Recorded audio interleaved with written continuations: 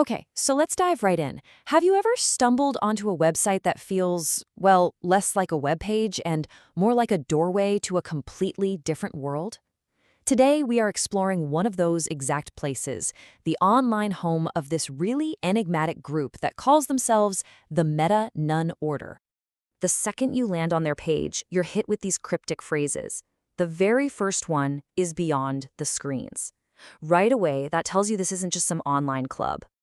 And then it continues with beyond the self. So it's not just about getting away from our devices, it's hinting at something much deeper, like transcending our own ego. And the final part of this powerful little trio is beyond the world. Wow. I mean, that's a progression, right? From technology to yourself, all the way to everything. It's a statement that's absolutely designed to make you ask one thing. What on earth is the Meta Nun Order?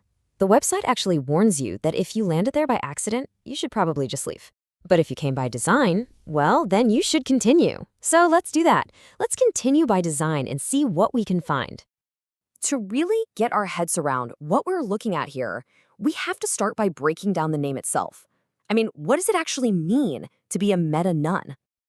So the whole philosophy seems to hang on this dual meaning of the word meta. In the tech world, meta is a layer beyond. It's like code that describes other code. But spiritually, meta means the transcendent, something beyond the physical world. And what they're doing is weaving these two very different ideas into one. And this is how they mash those two concepts together into a single, pretty intense identity. A meta nun is skilled in tech, but also grounded in faith. And get this, ruthless in dedication to a sacred cause. That is not a phrase you see every day. It's a really powerful combination of traits. Now, an identity that's strong needs a strict set of rules, right? It's all guided by this core ethos they call architects, not ornaments.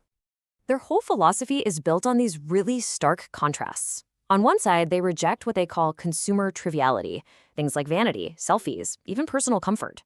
And on the other side, they embrace service, what they call sacred code and consecration. It's like a disciplined, almost monk-like lifestyle, but for our digital age. But here's the thing. This isn't just some philosophy you read about online. Nope. They describe an actual, real-world structure for how this order would work, and they frame it as a monastery for today. They say it's kind of like a kibbutz, or a monastery that isn't cut off from the world, but is actually deeply connected through it. The rules are serious. We're talking temporary celibacy, constant education, and a really rigorous communal life. It sounds like a full-time, no-joke kind of commitment. So let's say you're intrigued. How do you join this high-tech, high-faith order? Well, as you might have guessed, it's not exactly easy. They have a very specific and pretty tough set of requirements. Okay, let's look at the path to entry here. First, a belief in God. Okay. Second, you have to be over 18 and have no children. Third, you need to be computer literate and not just, good with your smartphone. But then there's this last one. Full alignment with the values in a novel called The Sacred Sin. And that right there is where this whole thing takes a very interesting turn. That last requirement, it's the key to this whole puzzle. Everything we've seen so far, the philosophy, the rules, the idea of a monastery, it all seems to be pointing toward this one single thing. And get this, the site basically admits that it's holding something back. Look at this quote, "The full role of the meta nuns remains veiled, to protect the unfolding story." An unfolding story? What story are they even talking about? This brings us to the final and most important question. If everything we've seen is just the tip of the iceberg, like they claim, then what's the key to unlocking the rest of it? How do you actually proceed? And there it is. The answer has been hiding in plain sight this whole time. The entire Meta Nun Order website, this incredibly elaborate, mysterious, and, let's be honest, very compelling world. It's all a gateway.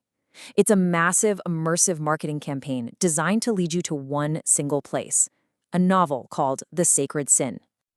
So this leaves us with a really fascinating question to chew on.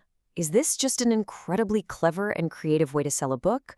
Or by creating such a detailed and alluring world, could it accidentally become something more? It really highlights this blurring line in our culture. When does immersive fiction stop being fiction and start becoming a framework that people might actually want to live by? Pretty wild thought to end on.